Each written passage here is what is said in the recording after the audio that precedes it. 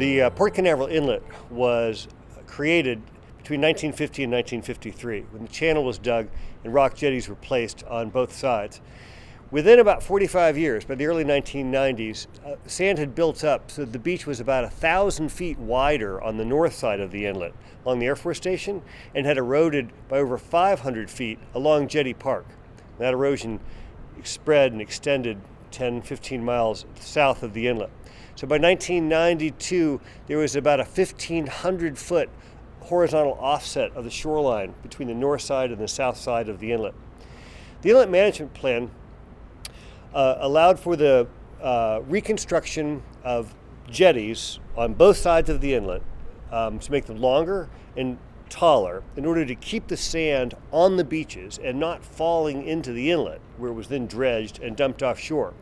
The plan also stipulated that sand, good quality sand that is dredged from the channel that does fall in, would be restored and placed to the nearshore seabed and not dumped offshore.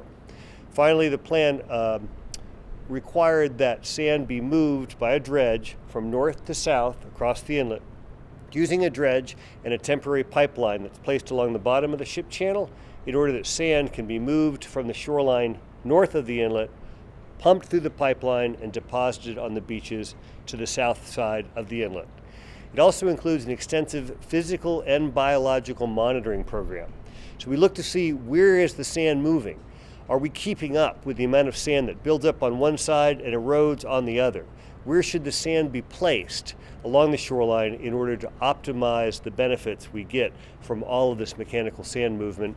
And are these efforts successful in terms of creating habitat for the environment, including especially marine turtle nesting? Beach management in Brevard County is the result of a complex and dedicated cooperation between a lot of different agencies. The U.S. Army Corps of Engineers, Florida Department of Environmental Protection, the Canaveral Port Authority, Brevard County, the Space Coast Tourist Development Council, the U.S. Air Force, and the local cities. Particularly in the 1990s, all of these entities got together to create what is now the Brevard County Shore Protection Project and the Port Canaveral Inlet Management Plan. First, it started with a volunteer day where we had a couple thousand foot of wooden sand fencing, and volunteers from the city of Cape Canaveral came out on a Saturday and, under the leadership of some people from the Canaveral Port Authority, installed the sand fencing in 8-foot sections and then planted little baby sea oats along that area. It was such a big success that the port and the city of Cape Canaveral expanded it the next year, added like another 5,000 or 6,000 feet of sand fencing, and then the county and the city of Cape Canaveral with volunteers came in and installed more little baby sea oats along the sand fencing thereafter. Very quickly, with the wind-blown sand caught by the sea oats and the fencing, all of these dunes developed, all the dunes that you see from here southward down into the city of Cocoa Beach.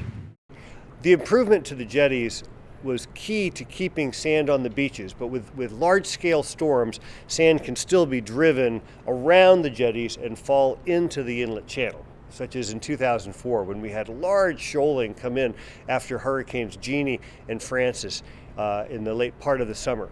So in order to keep the channel open and to keep the sand in a place we can get to it, the port of its own accord dredged a trap that is a deepened area on the south side of the inlet channel, so that when sand does sneak around that jetty, it falls into this deepened area where we can then dredge it out separately from all of the silts and clays and place it in a nearshore area about 20 feet of water just offshore of Cocoa Beach. Eventually that sand can then work its way back onto the beach. One of the biggest challenges the port faced in the late 1980s and 1990s was mitigating the effect of the Federal Navigation Channel upon the adjacent beaches. It was quite evident that the channel was responsible for large amounts of beach erosion extending 10, 12, 15 miles down the coastline, but no one was really willing to step up and do anything about it. The Canaveral Port Authority took up the charge of mitigating these effects. In partnership with Brevard County and the state, it developed this management plan and persuaded the federal government to take on the sand bypassing project, the reconstruction of its jetties, a massive undertaking in order to restore the beaches associated with the inlet and make sure that the beach erosion did not occur into the future. It was one of the most challenging inlet problems that I've ever worked on, and it remains one of the most successful inlet management programs throughout the world.